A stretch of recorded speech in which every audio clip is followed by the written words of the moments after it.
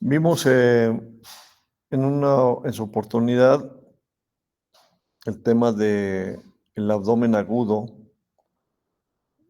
pero básicamente lo vimos en cuestión de procesos inflamatorios, como es el caso de la colecistitis, de la apendicitis, de la diverticulitis, o sea, de la pancreatitis, o sea, vimos abdomen agudo y como tal la definición de condiciones médicas y quirúrgicas abdominales y extraabdominales que generan datos de alarma en el abdomen y que requieren una atención pronta.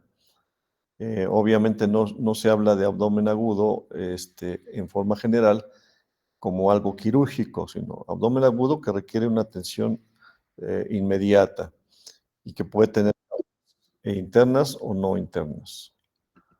A ver, déjame ver. Entonces, pero en esa presentación no estaba incluido el abdomen traumático cerrado.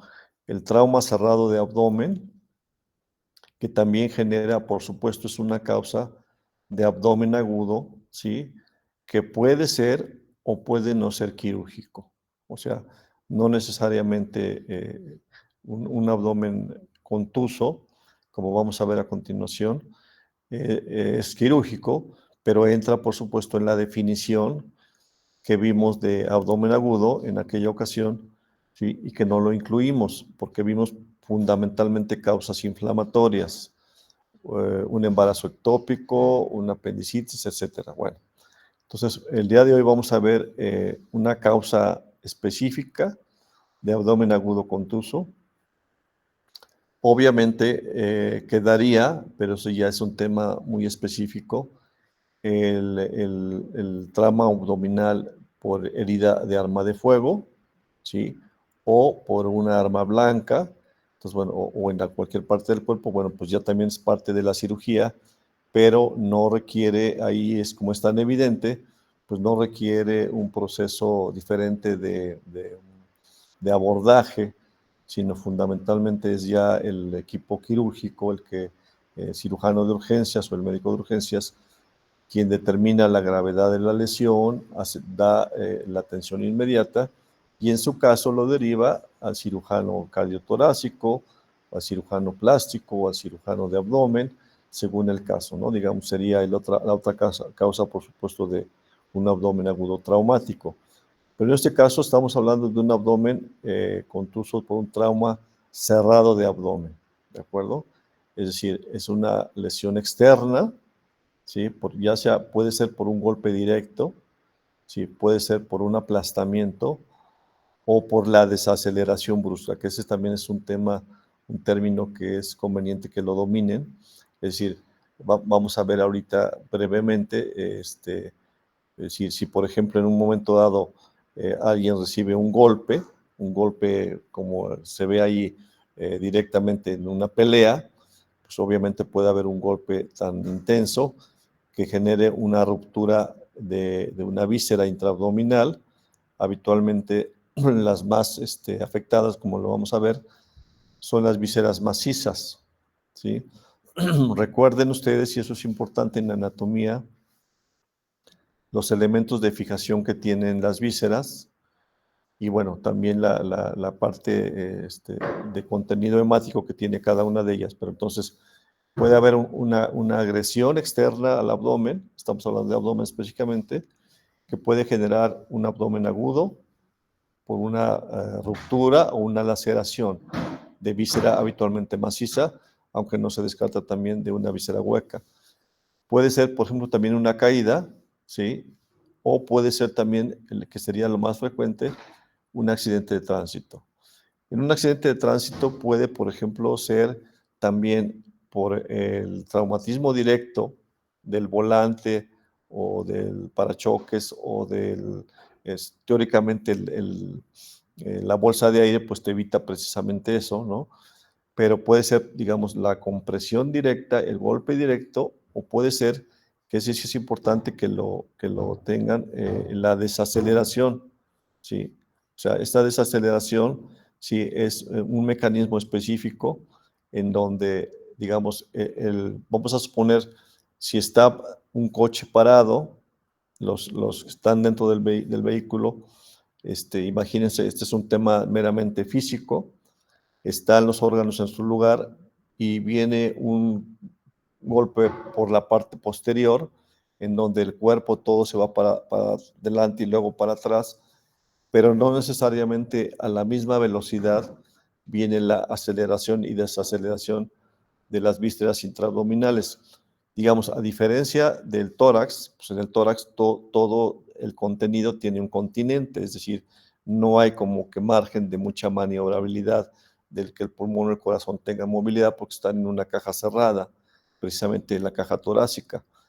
Pero en el abdomen sí, digamos que hay esa elasticidad de que puedan las vísceras irse hacia adelante y luego hacia atrás, ¿sí? En una velocidad diferente a la del cuerpo, a la del tronco, y entonces viene ese mecanismo de desaceleración. Digamos, imagínense ustedes lo que sucede con el famoso mecanismo del gatillo o del latigazo en el cervix, en el cuello, es decir, una lesión en un momento dado de este tipo, ¿sí? Eh, en el cuello, o sea, este mismo fenómeno sucede en el cuello, puede haber una lesión medular, puede ser simplemente un edema o hasta una sección medular o el esguince cervical por la desaceleración. Bueno, sucede lo mismo con las vísceras intraabdominales, de que puede haber también una desaceleración, ¿sí? Digamos, aquí viene como un poquito más el ejemplo más específico de cómo sería la movilidad de las vísceras en relación con el resto del cuerpo, que no va en los mismos tiempos, y puede haber, por ejemplo, el hígado tiene sus ligamentos de fijación, el vaso tiene sus ligamentos de fijación, el colon transverso tiene el mesocolon, pero en un momento dado un movimiento brusco puede generar una laceración de estos órganos, ¿no? Entonces, esos son los mecanismos. Ahora, ¿cuáles son las vísceras más afectadas? Bueno, por supuesto, digamos que sería el hígado y el vaso, con las que mayor frecuencia se encuentra un abdomen agudo contuso con lesión de víscera maciza. Básicamente estamos hablando de vaso, de hígado, el páncreas con mucho menos frecuencia, porque ya vimos, cuando vimos pancreatitis, que el páncreas es un órgano retroperitoneal. Entonces, obviamente está adherido, sí, prácticamente a la cara anterior casi de los cuerpos vertebrales, tiene una gran protección ahí en donde no tiene movilidad como tal, el duodeno lo está rodeando, entonces no tiene una movilidad como la tuviera el vaso. Si ustedes se ponen a revisar ya un poco los ligamentos que fijan el vaso, pues tiene cierta movilidad. El cirujano puede abrir el abdomen, traccionar el ligamento esplenofrénico, ¿sí? El espleno renal, ¿sí? Mover también el espacio gastroesplénico. Entonces yo puedo meter la mano y jalar el vaso hacia el centro de la incisión, ¿sí? Si en un momento dado tuviera yo que hacer una esplenectomía, ¿sí? O sea, no tengo necesariamente que irme hasta allá y trabajar en un espacio muy profundo, sino que el vaso tiene movilidad por los ligamentos que lo fijan, entonces yo lo puedo traccionar ligeramente, liberar los ligamentos. Eso se los explico a efecto de que entiendan que tiene esa movilidad y entonces en esa desaceleración es como si se estuviera golpeando el vaso, ¿sí? Por un traumatismo externo, ¿de acuerdo? Lo mismo el hígado tiene el ligamento redondo, prácticamente ese se sigue como ligamento falciforme, divide el lóbulo izquierdo, el lóbulo derecho, tiene otros elementos de fijación, pero lo mismo, yo puedo meter la mano y traccionar un poco el hígado hacia la incisión. Si en un momento está sangrando un paciente, por decir como ejemplo, puedo hacer una laparotomía media, meter la mano y traccionar el hígado hacia mí y meter una compresa atrás. Es decir, entonces tiene espacio de movilidad. Eso es a lo que me refiero, de que eso le da digamos, esa accesibilidad, pero por otro lado, en un trauma contuso de abdomen, procede el fenómeno de la desaceleración, o también en otro tipo de mecanismos de lesión. Con menos frecuencia, vemos que los órganos afectados puede ser una víscera hueca, pero también puede haber una laceración del mesocolon, de la raíz del mesenterio, ¿sí? O inclusive alguna lesión propia de alguna víscera hueca en un traumatismo contuso de abdomen, que es lo que estamos revisando. Bueno, ¿qué es lo que lo caracteriza desde el punto de vista clínico?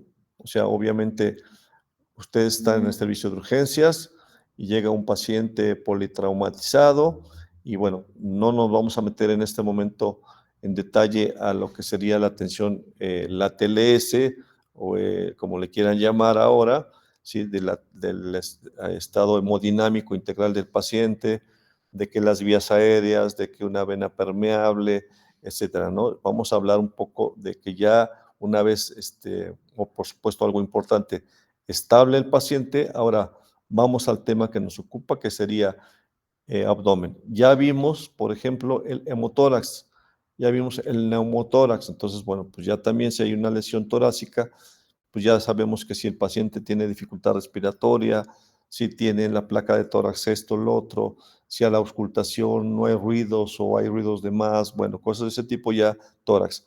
Ahora en abdomen, el paciente puede quejarse de dolor, no necesariamente, aunque sí es un dato importante, es decir, ¿de qué va a depender el dolor?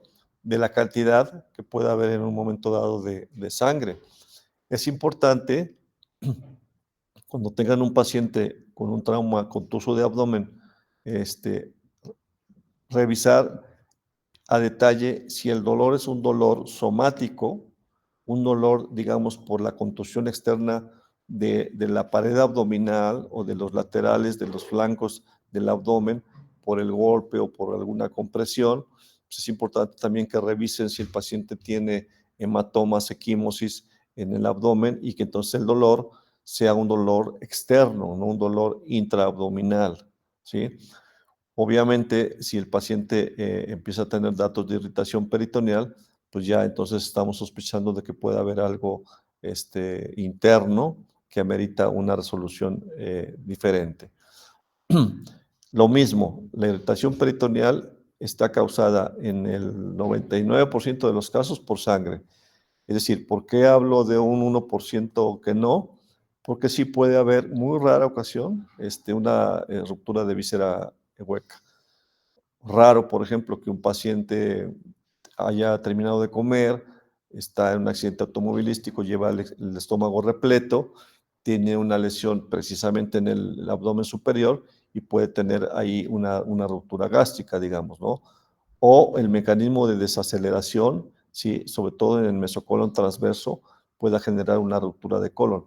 Ahí, obviamente, tenemos que intuir que no va a haber unos datos de irritación peritoneal inmediata, ¿sí? Porque obviamente en lo que sale el contenido intestinal o etcétera, pues va a tardar mucho más tiempo y entonces hay que estar vigilando al paciente, ¿sí? En el caso de la irritación peritoneal, que en su mayoría de las veces es por sangrado, lo mismo, depende del grado de laceración que tenga, ¿no? Existen clasificaciones para decir, tiene una laceración hepática grado 1, grado 2, grado 3 o una laceración esplénica, ¿sí? También existen clasificaciones de la intensidad de la lesión esplénica. Muy rara vez, sí, por supuesto, los riñones se ven involucrados por lo mismo de que son retroperitoneales. Entonces nos estamos prácticamente concentrando en que nos quede en mnemotecnia, en la parte del mental, trauma contuso de abdomen, vaso, hígado principalmente, ¿sí? Sí, por supuesto, hay que ver el estado hemodinámico y los signos indirectos, como se acuerdan que vimos en el caso de páncreas, el signo de Cullen, ¿sí? O de Gray-Turner, porque hay un sangrado que se va por el espacio, digamos, la grasa preperitoneal, si es que en un caso dado tiene un golpe también en el retroperitoneo, se va, ¿sí? Por la grasa preperitoneal y entonces aparece la equimosis ya sea periumbilical o en los flancos. O sea, también digamos que puede suceder esto, ¿de acuerdo? Bueno, entonces, esto no sé si lo vieron en alguna materia, no creo que nos vaya a dar tiempo de verlo como tal, el protocolo ATLS, pero bueno, por supuesto, ustedes ya saben, vías aéreas permeables, una vena permeable, en un caso dado, una sonda vesical, reposición de líquidos, control de líquidos, laboratorio de urgencia.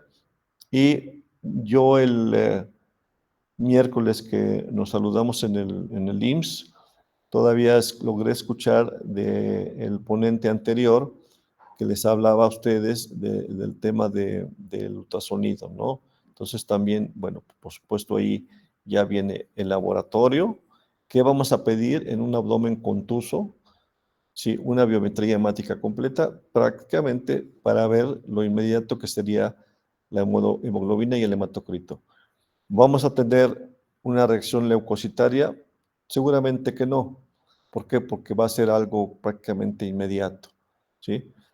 La que sí en un momento dado puede elevarse ligeramente es la milasa, ¿sí? Y las enzimas hepáticas si hubiera una lesión hepática, pero tampoco es tan inmediato. Prácticamente lo hacemos para ver si hay una anemia, en qué grado, sin perder de vista lo siguiente, que esto ustedes ya lo deben de saber. Si tienen un paciente en estado de choque, que tenga, por ejemplo, traumatismos múltiples, puede tener un sangrado de alguna extremidad que sea el principal. Y entonces cuando ustedes le hacen una biometría, tienen una anemia importante, ¿sí? Pero no es por un problema abdominal. O lo que llamamos, si el paciente tiene un sangrado pero no tan severo, de repente puede estar hemoconcentrada la sangre y no marcarse tanto la anemia, ¿de acuerdo? O sea, hay que evaluar, perdón, el estado hemodinámico del paciente. Estudios de imagen, bueno, ahí sí hablamos fundamentalmente del ultrasonido o de la tomografía, ¿sí? Lo que más vamos a tener al alcance es un ultrasonido. Aquí me acuerdo que les hablaba el ponente anterior de estos cortes FAST, que ya, pues actualmente tenemos casi el ultrasonido portátil y nos vamos con él al área de urgencias o a la cama del paciente, ¿sí? Y podemos en un momento dado hacer un rastreo inmediato. Es importante aquí hacer un paréntesis. La cantidad de sangre, la velocidad, el tipo de lesión va a generar el cuadro. Entonces, digamos, pongamos en un extremo un paciente que tiene una lesión, una laceración hepática grado 1. A lo mejor puede ser que no tenga un abdomen agudo. Ahorita vamos a ver, a repasar ligeramente, ya recordarán ustedes los signos de alarma en el abdomen, en la pared abdominal, porque la sangre es un poquito menos escandalosa cuando es menos, o sea, sí te da datos de irritación peritoneal, pero cuando ya hay cierta cantidad. Si tenemos el hígado, tiene una laceración y empieza a haber un escurrimiento de sangre por la corredera paritocólica derecha o por la corredera paritocólica izquierda, y la sangre se va, si el paciente lo tuvieron sentado en la ambulancia de la Cruz Roja o en el lugar del accidente, la sangre se pudo ir a la pelvis, ¿sí me explico? O sea, hay una fisiopatología de los compartimentos abdominales y la sangre se puede ir a la pelvis. Entonces, no necesariamente estemos esperando encontrar dolor en la zona hepática o que la sangre esté ahí. O sea, el abdomen es una cavidad que tiene movilidad, ¿sí? Entonces, por eso, ¿sí? Se hacen este tipo de rastreo abdominal, fundamentalmente en los espacios subdiafragmáticos, en las correderas paritocólicas y en la pelvis. Es donde normalmente llega a haber un poco más de colecciones hemáticas. En la medida y en la cantidad de la lesión habrá una descompensación hemodinámica y obviamente los signos van a ser más o menos aparatosos, ¿sí? Aquí tenemos una tomografía, si se dispone de tomógrafo en donde estén ustedes, que ya habitualmente en todos los hospitales hay un tomógrafo, aunque no sea de última generación, pero te da, como aquí lo vemos, una imagen muy específica de que hay un hemoperitoneo importante, ¿no? Bueno, en algunos casos, que eso siempre debe ser una indicación de ustedes en un paciente politraumatizado o con un trauma contuso de abdomen o de tórax, o sobre todo también neurológico, de cráneo. O sea, llega el paciente estable, signos vitales estables, cierta palidez que no la podemos atribuir a lo mejor a un sangre con un poco de vasoconstricción propia de la respuesta adrenérgica del paciente. Entonces, se tiene que quedar en observación el paciente y entonces tiene que ir monitoreando los signos vitales. Por eso le ponen en la hoja de enfermería que ponen las indicaciones ustedes, control estricto de signos vitales. Si tienen, le van a poner su monitoreo cardíaco permanente, que ya ahora también le ponen el brazalete de la presión arterial y ustedes le ponen la periodicidad con la que la va a estar checando, su oximetría, etcétera, ¿no? Hay veces en que es muy evidente, o sea, llega el paciente, le tocas el abdomen, no tiene lesiones externas, bien estado de choque, pues prácticamente ya le pasa el ultrasonido y el cirujano te dice, pues váyanlo subiendo y tómenle un tubo piloto, importante, ojo, tomen un tubo piloto, ¿sí? Hay veces en que no da tiempo y entonces pues uno tiene problemas porque requiere sangre, o sea, al principio tienes que hacer una reposición, ese es un tema específico, no lo vamos a ver como tal, de un choque hipovolémico, ¿sí? Tienen que hacer una reposición importante de líquidos, ¿sí? Ya sea de si tienen cristaloides, de coloides o una solución Harman, lo que tengan a la mano, les van reponiendo líquidos, tienen que tener ya una sonda vesical, etcétera. Pero muchas veces, por supuesto, se va a requerir sangre, dependiendo de la lesión, de la magnitud de la lesión. Entonces, acuérdense de biometría hemática y extraer sangre en tubo piloto. ¿Para qué? Para que de inmediato, ¿sí? Si el caso lo justifica, ya estén viendo la cuestión del banco de sangre. Algunos de ustedes que estuvimos en el cuarto semestre, les explicaba cómo funciona el Centro Estatal de la Transfusión.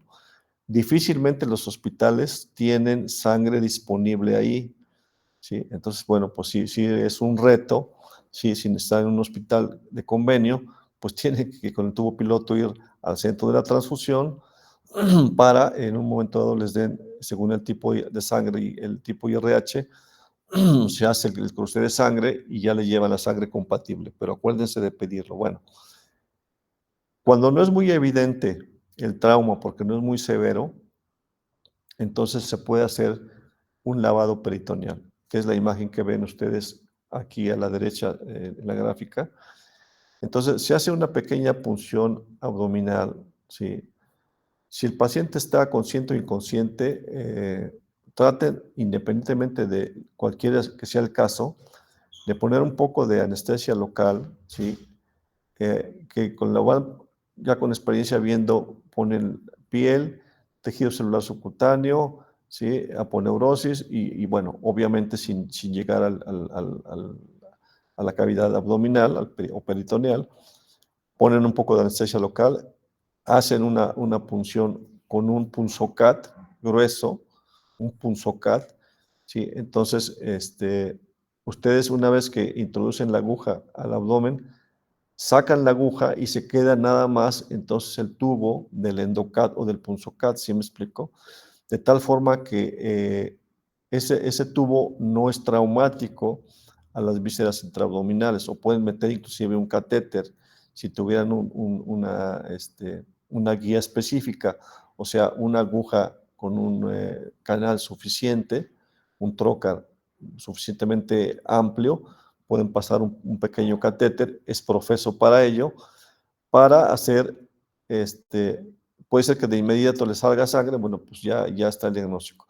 Pero habitualmente se hacen casos dudosos, en donde lo que vamos a hacer es introducir 200, 300 mililitros de solución salina, y después, como es una llave de 3 vías, como se fijan ustedes, aquí está el suero, está pasando por el trócar, en esta eh, abdominocentesis, llamémoslo en esta posición abdominal, y una vez que introducimos el agua, abrimos la otra llave para ver si el líquido que se extrae viene con sangre o no. Digamos, ese es a lo que le llamamos el lavado peritoneal para efectos diagnósticos, ¿de acuerdo? Bueno, déjenme ver si tenemos aquí alguna imagen adicional. Este lavado peritoneal, pues habitualmente es objetivo, no vamos a estar cuantificando, digamos, mandarlo a laboratorios, o sea, en ese momento se diagnostica. ¿Qué otro procedimiento se puede hacer cuando se tiene cierta duda? Se puede hacer una laparoscopía diagnóstica, ¿sí? Esto es importante que lo tengan también en mente, porque si ustedes en el hospital donde estén tienen cirujano, tienen laparoscopista, ¿sí? Realmente se vuelve una herramienta muy útil, porque entonces inclusive, digo, por ejemplo, en mi caso, yo hago caso omiso del lavado peritoneal, porque yo prefiero, ¿sí?, pasar el paciente a sala, ¿sí?, le dan una sedación, pongo anestesia local y con la anestesia local meto un trocar de 5 milímetros y puedo meter la cámara del laparoscopio, ¿sí?, de 5 milímetros, y entonces ahí ya no tengo problema, insuflo un poquito el abdomen y con eso ya puedo ver perfectamente, porque a veces el trocar no queda colocado necesariamente en el lugar más declive o en el lugar en donde está la sangre, porque como les comentaba, corre por las correderas paritocólicas hacia el fondo de saco posterior, el fondo de saco de Douglas, y a veces el catéter no llega ahí, o la sangre está en los flancos, si tienen al paciente acostado, y entonces se va al fondo de saco, usted dice, pues es muy poquito, entonces, si hay forma de que se haga una laparoscopía, entonces es una herramienta muy útil, ¿de acuerdo? Entonces ya tienen ustedes este tema muy sencillo, ¿sí? El trauma contuso de abdomen puede ser por 3 mecanismos de lesión. Las vísceras macizas son las más afectadas, independientemente del manejo integral del paciente, van a concentrarse en la exploración de abdomen. ¿Qué van a explorar? Bueno, van a encontrar clínicamente dolor, ¿sí? Y pueden revisar entonces bien el tema que vimos, que este sí aplica ya en el momento de la revisión específica de abdomen. A ver, vamos a ver palpación superficial, ¿sí?, hiperestesia, hiperbaralgesia. O sea, la sangre va a dar datos de irritación peritoneal. Entonces, así como si tuviese un caso de peritonitis por una apendicitis, por una diverticulitis, lo mismo va a suceder con la sangre, ¿sí? Entonces, si tiene un antecedente frecuente de un accidente o reciente, encontramos resistencia muscular, repito, nada más descarten que no sea por dolor en la pared abdominal, puede haber resistencia muscular y descompresión positiva, o sea, los datos típicos de abdomen agudo a la exploración, sí, puede inclusive también haber ya una disminución de los ruidos peristálticos. No le sirve, como ya vieron, una placa de abdomen. ¿Se acuerdan que vimos para qué servía la placa de abdomen? Básicamente perforación de una víscera hueca para ver la distribución de gas. En el caso de un hemoperitoneo, que por ejemplo los libros les pueden describir que si la sangre se ve como una imagen de vidrio despulido, pues ya no la usamos. O sea, sí es candidato a que le tomen una placa de tórax posteroanterior, acuérdense que es posteroanterior, y una serie abdominal a un paciente con un trauma múltiple, sí, porque no sabemos si tuviera aparte una perforación de víscera hueca o tuviera un pequeño derrame pleural, un hemotórax pequeño, o sea, para ver los senos costofrénicos, costodiafragmáticos, pero en sí la cavidad abdominal no la vamos a valorar con una placa simple. ¿Cómo se valora el abdomen contuso?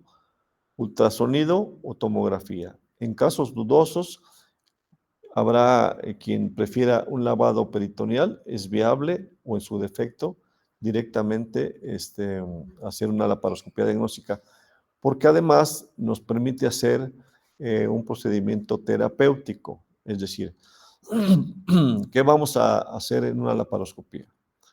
Vamos a aspirar la sangre, Debo decirles que si se les queda un poco de sangre al paciente, si tiene un hemoperitoneo de 200 hasta 300 mililitros, vamos a decir, y no hay ninguna lesión de víscera hueca, esa sangre se puede reabsorber sin darle mayor problema al paciente. Y ha habido pacientes que digamos, no requieren una cirugía como tal.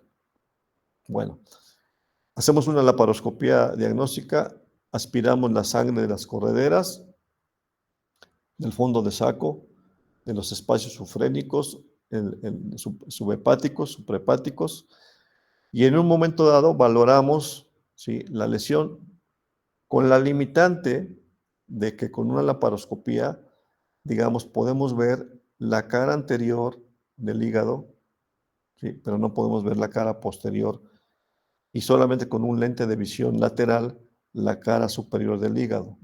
Entonces hay, digamos, cierta limitante.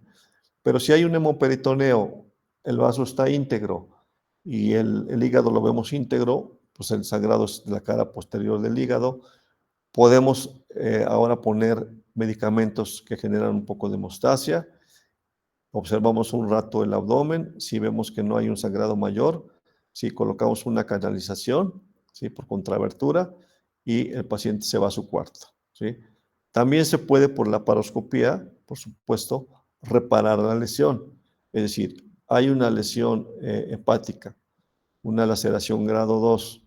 Bueno, vamos a hacer algo de cauterización local y podemos colocar algunas sustancias, como por ejemplo el gel FOAM, que se colocan en unas tiras. No sé si algunos lo han visto, lo ponemos a veces después de la colistectomía o de alguna cirugía de abdomen de rutina, y esa es una sustancia que genera hemostasia local.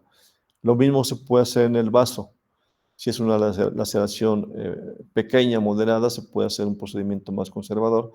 E inclusive, si hay una lesión esplénica severa, ¿sí?, entonces se puede hacer, si el cirujano lo domina, hacer una esplenectomía laparoscópica. O sea, digamos, ya estamos haciendo el tema resolutivo de fondo de un paciente con un trauma abdominal agudo, contuso, con una laceración esplénica severa. Se puede hacer la esplenectomía por vía laparoscópica. Lo que se hace, digamos, antes se mete como una bolsa, vamos a decir, porque a veces son fragmentos de vaso muy grandes, que uno se preguntaría, ¿y cómo los extraigo yo de la cavidad abdominal si tengo una incisión pequeña? Bueno, entonces lo que hacemos es meter una bolsa. No sé si alguien ha visto cuando en una colestectomía metemos algo que se llama endovac. O sea, es una bolsa, ¿sí?, donde metemos la vesícula y la extraemos para que en su extracción no tenga contacto en la vesícula, si es que viene con un piocolecisto, viene infectada, no tenga contacto con la pared abdominal, o si se nos llegara a romper la vesícula durante la extracción, se nos puede caer la bilis y los cálculos a la cavidad abdominal, si es un problema, ¿no? Entonces, en una bolsa similar, pero con un poco más de resistencia, son bolsas especiales, metemos ahí los fragmentos de vaso, ¿sí?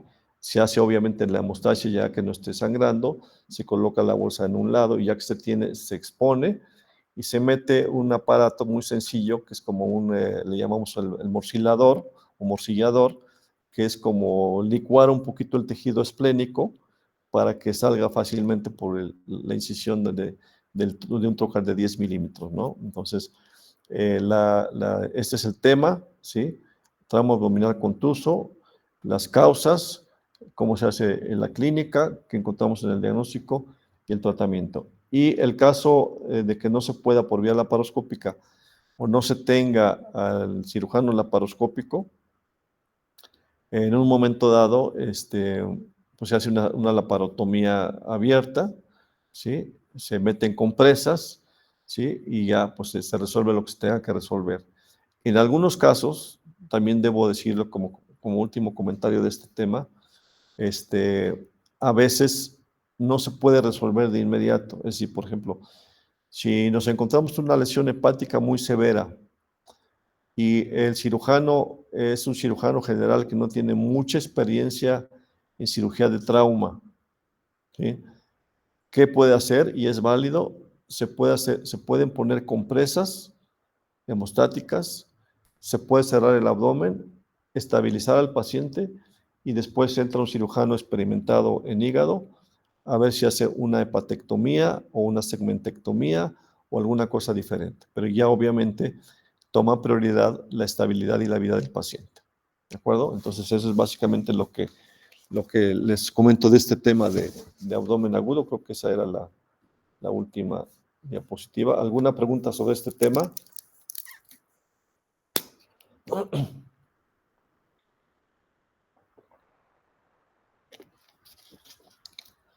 Bueno, vamos a ver ¿se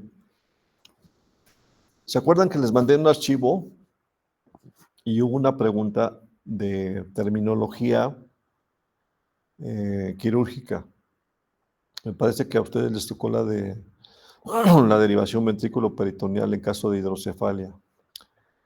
Lo importante es que, aunque a mí no me lo marcan en los temas que me están señalando de cirugía, a mí me parece que el estudiante de séptimo, como ustedes que ya en un semestre terminan, deben dominar la inmensa mayoría de la nomenclatura de la cirugía.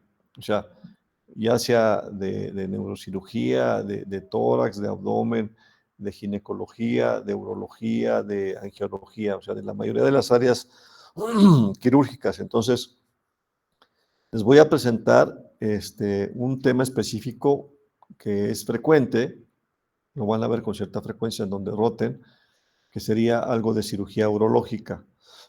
Entonces, por lo menos, no vamos a ver la patología como tal, porque no nos daría tiempo pues, ver litiasis, nefrolitiasis, litiasis en la unión ureteropiélica, tumores de riñón, tumores de vejiga, tumores de próstata. O sea, sería todo el tema de urología, no lo vamos a desarrollar. Prácticamente lo que quiero es que dominen la nomenclatura, o sea, la terminología de los procedimientos que se realizan en urología y que por lo menos no estén tan pues, perdidos de los términos.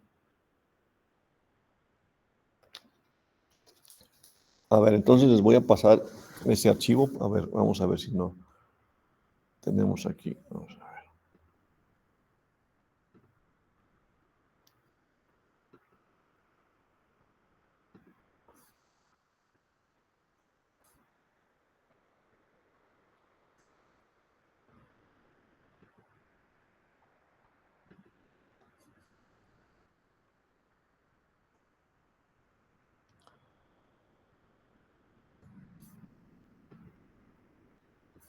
A ver.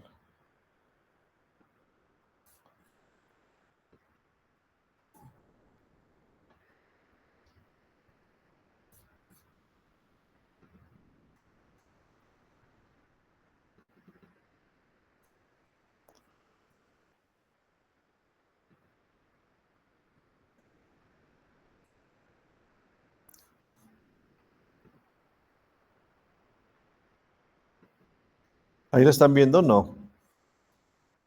No, Doc, aún no se ve. ¿No? A ver, permítame.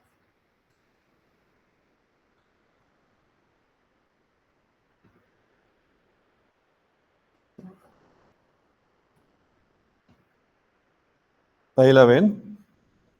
Sí, Doc, ya se ve. Bueno, bien, ok.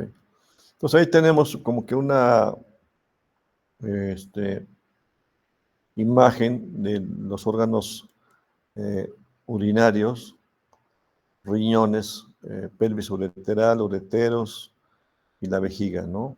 Bueno, en la parte superior, repito, la idea es nada más que tengan las bases de la nomenclatura.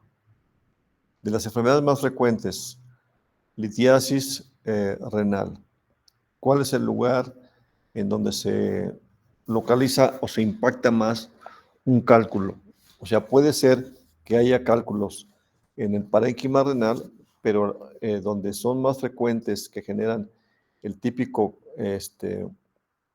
dolor a la percusión renal, el famoso Giordano, una de las causas de, ¿sí?, una litiasis en la unión ureteropiélica, ¿sí? Es decir, saliendo del riñón está la pelvis renal, después se hace más angosta, termina la pelvis y empieza el uretero. Ahí precisamente en esa unión es donde se puede en un momento dado formar el cálculo y se tiene que resolver el tema. ¿Cómo se puede resolver? Bueno, se puede hacer una nefrolitotomía percutánea. O sea, como está dilatada la pelvis, se puede hacer guiado por ultrasonido la punción de la pelvis, se mete ahí el litotriptor y ya con eso pues, se disuelve el cálculo. La mayoría se extrae por el aparato que se utiliza y otro tanto pues ya corre por el uretero.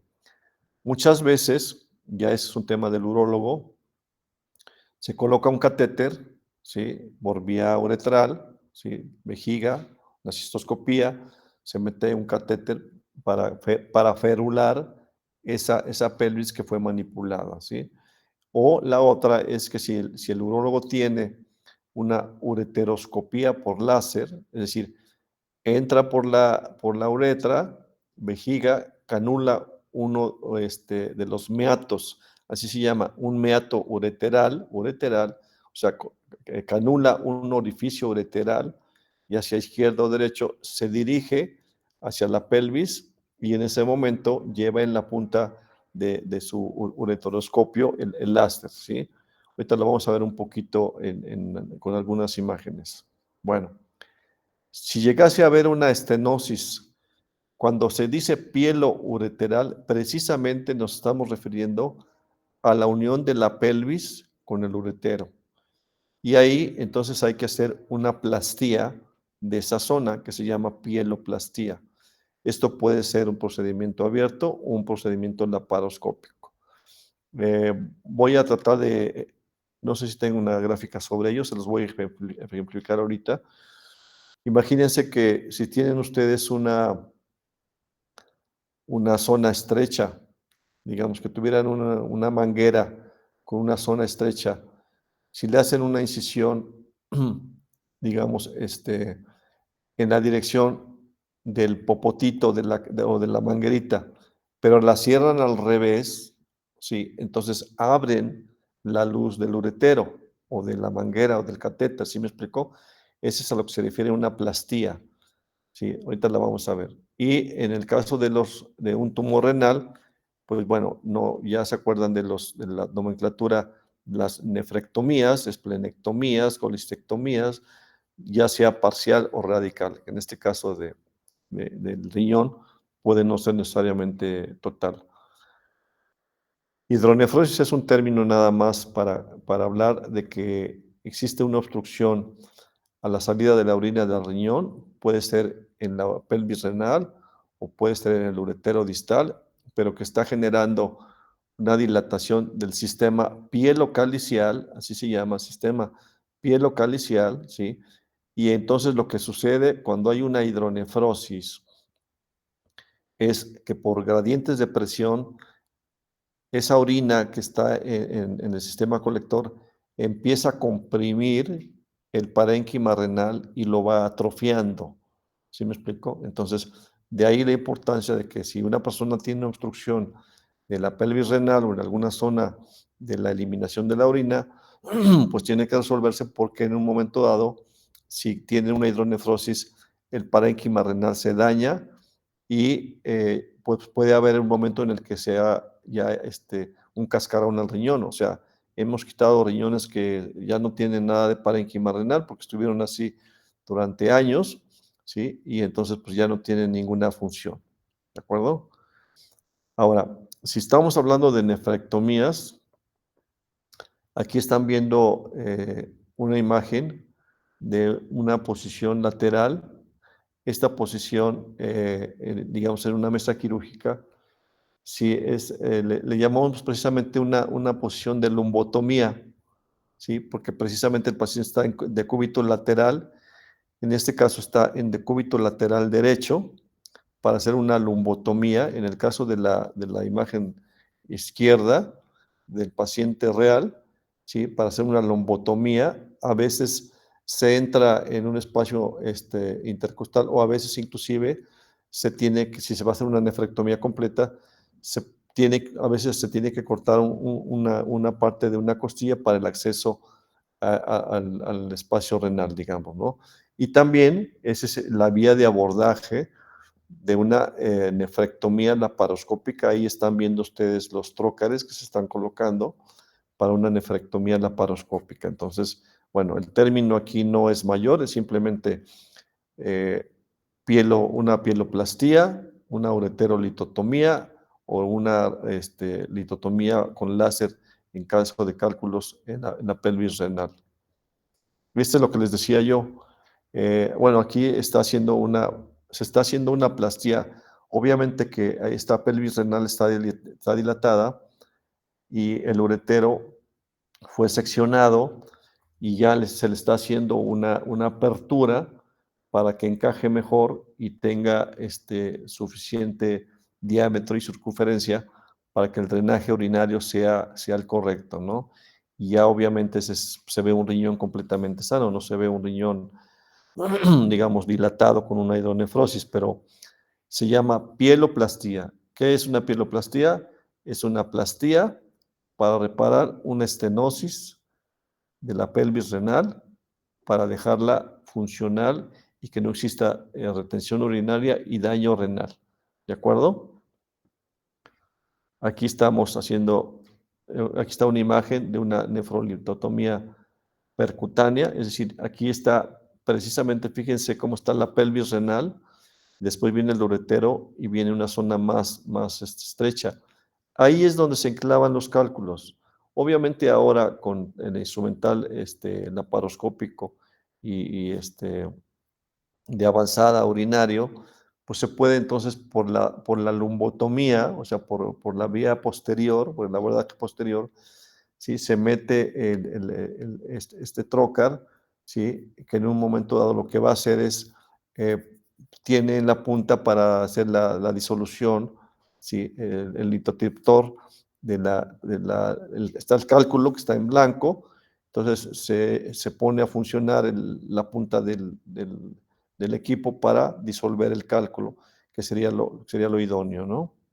Entonces lo estamos viendo básicamente para su nomenclatura. No nos vamos a meter mucho en las enfermedades como tal. Ahora, ¿qué sucede si en un momento dado un paciente tiene una lesión ureteral en la pelvis renal, pero que ha generado ya una hidronefrosis y por alguna razón ya no está funcional el riñón, o antes de que deje de ser funcional queremos todavía salvar lo que le queda de riñón, ¿sí? Entonces puede ser una nefrostomía, ¿sí? Acuérdense de nefrostomía, de una ostomía, o sea, así como una gastrostomía, una ileostomía, una colostomía, una nefrostomía significa, ¿sí? Entonces, hacer algún procedimiento que ponga en contacto, que genere una boca, una comunicación del riñón con el exterior. Y esto se hace por el conducto percutáneo. Habitualmente esto ya lo hace, ya ni siquiera el urólogo, lo puede hacer fácilmente el radiólogo intervencionista. Ahora, en vías urinarias bajas, sí, tenemos cáncer de vejiga o pólipos de vejiga, todo ya se hace por la vía uretral, como la resección transuretral. Cuando ustedes vean RTU, ¿sí? Es una resección transuretral de tumor vesical. O sea, quédense con el nombre porque lo van a encontrar con mucha frecuencia. Una RTU. Por ejemplo, si habláramos ahorita, que vamos a ver una diapositiva más adelante, de la próstata, ¿cuál es el procedimiento más frecuente para la hipertrofia prostática benigna? Que es una enfermedad muy frecuente con la cual se van a enfrentar ustedes. Probablemente ya no falte quien, familiares de ustedes, les pregunten, oye, tengo problemas para orinar, pues hazte tu ultrasonido para ver si no tienes una hipertrofia prostática benigna. Sí, bueno, en un momento dado, cuando el paciente empieza a tener retención urinaria o problemas para la eliminación correcta de la orina, el urólogo hace una RTU de la próstata. Esto que es una resección transuretral de la próstata. Así como puede quitar un tumor vesical o puede quitar un cálculo vesical, también puede ir haciendo, a ver si me puedo explicar, un legrado del canal uretral para que quede permeable, porque la próstata ha crecido tanto hacia los laterales como hacia la uretra, la va obstruyendo y eso es lo que genera precisamente la sintomatología del paciente de lo que se denomina prostatismo. Entonces, hipertrofia prostática benigna, tratamiento médico, ya hay muchísimos medicamentos, pero cuando el urólogo determina que se hace quirúrgico, le hace una RTU de la próstata. Cálculos vesicales, se mete por la vía uretral, ¿sí? El aparato, el litotriptor, sí, sin problema, ¿no? Estenosis uretrales, pues ya para hacer alguna cirugía ya más a detalle, pero eso ya es abierto, ¿no? Esta es una cistoscopía, por supuesto, este cistoscopio que están viendo ahí es un cistoscopio, pues yo diría que ya de algunos años, porque es un cistoscopio rígido, ¿no? La verdad ya no se utilizan los cistoscopios rígidos, salvo uno que otro urólogo que no tiene el instrumental tan actualizado, pero vean aquí abajo como ya el cistoscopio es un cistoscopio flexible que tiene 2 milímetros, que tiene una visión muy, muy buena y al igual que el endoscopio, que ya lo vimos, tiene un canal de trabajo. O sea, se puede meter algo por el cistoscopio. Obviamente son pinzas muy pequeñitas o una bolsita o lo que sea para irrigar, iluminar.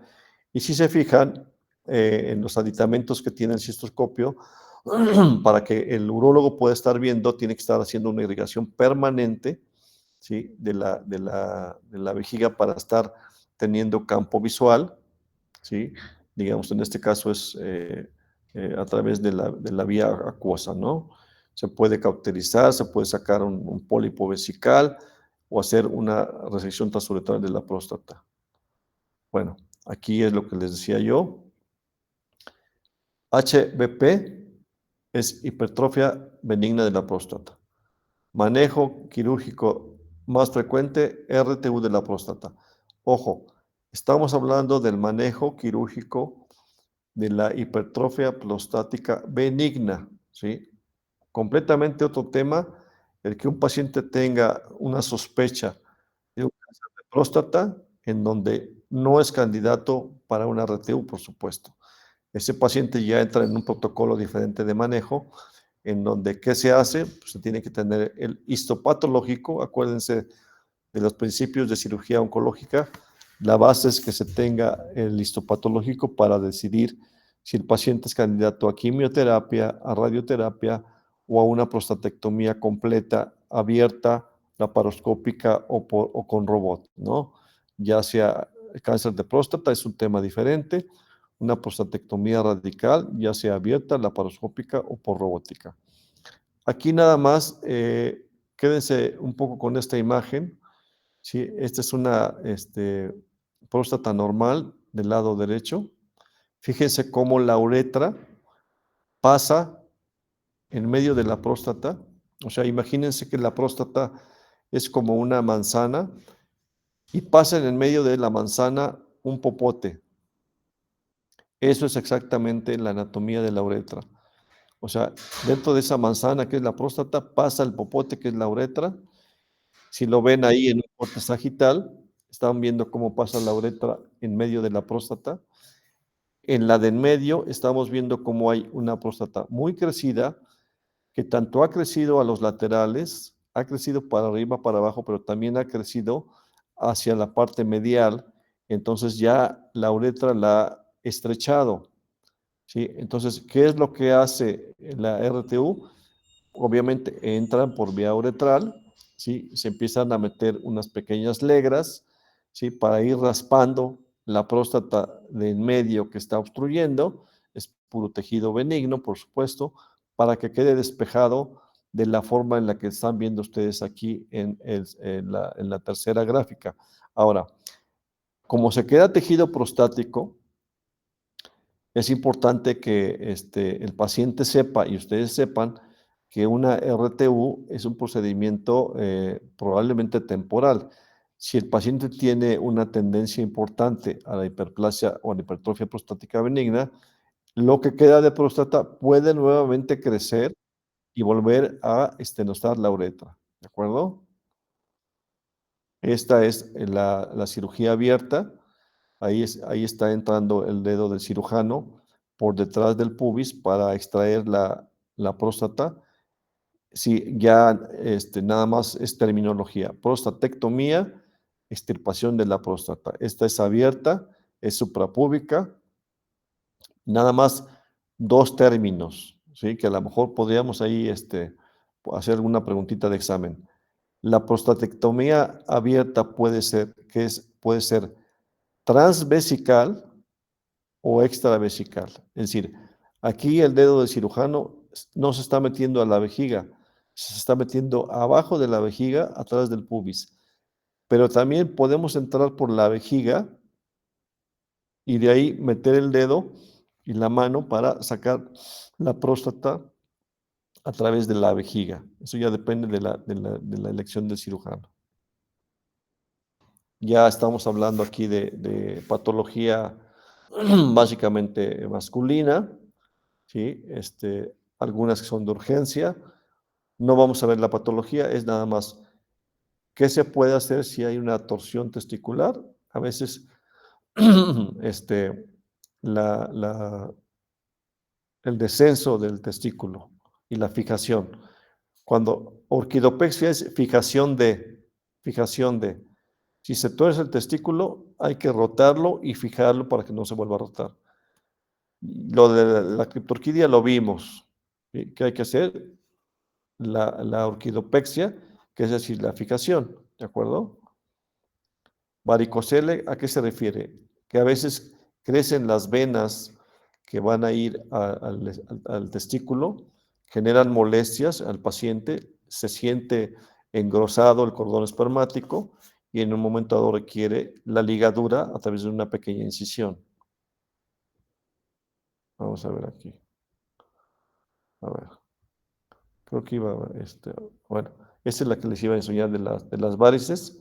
Ahí están viendo las venas varicosas hacia el testículo. Para el caso de una varicocelectomía, es una pequeña incisión. Y acuérdense ustedes, pues prácticamente ya en el servicio, si hay campañas, hasta les puede tocar a ustedes hacer vasectomías. Se hace una pequeña incisión, ¿sí? En uno de los laterales por arriba a nivel más o menos de la raíz del pene, ¿sí? Se hace una pequeña incisión horizontal, pero se tiene que aprender a tocar el conducto deferente para que se vaya nada más disecando el deferente y como vean aquí, ya queda completamente ligado como un mecanismo de planificación familiar. Entonces, era el rosario, RTU, resección transuretral, HBP, hiperplasia prostática benigna, pieloplastia, reconstrucción de la unión pielo-ureteral, orquidopexia, fijación testicular, varicocelectomía, ligadura de las venas espermáticas dilatadas. ¿De acuerdo? Bueno, entonces vamos a dejar esto aquí. Y bueno, pues prácticamente entonces veríamos estos dos temas, el de abdomen contuso y el de la nomenclatura de urología. Tienen el archivo de la nomenclatura de otras áreas quirúrgicas, repásenlo, digo, no estamos ajenos obviamente en el tercer parcial vendrá una o dos preguntas de cirugía urológica para que dominen la terminología. Entonces yo le voy a mandar el archivo a Fanny. Perdón, nos vemos el miércoles. Yo les voy a llevar algo de material quirúrgico para que dominen alguno que otro procedimiento, sobre todo de cirugía ginecológica. Les voy a llevar algo de equipo, básicamente. Y tengo entendido que ya están divididos en 4 grupos para presentar 2 temas el próximo lunes, 2 temas el siguiente miércoles. Después me parece que hay un lunes que es festivo, el 17 creo que es festivo. Entonces prácticamente nos vemos el miércoles para una presentación que les voy a llevar material. Una semana en donde van a presentar ustedes temas y ya nada más nos quedaría un repaso para el tercer parcial. Creo que así quedaría, ¿no? ¿Alguna pregunta, algún comentario? No, Doc, ninguna. Bueno, entonces le mando a Fanny los archivos y nos veríamos el miércoles a las 5, por favor, ¿sale? Bueno, pues entonces nos vemos el miércoles. Hasta luego, Doc. Hasta luego, Doc. Hasta luego, Doc.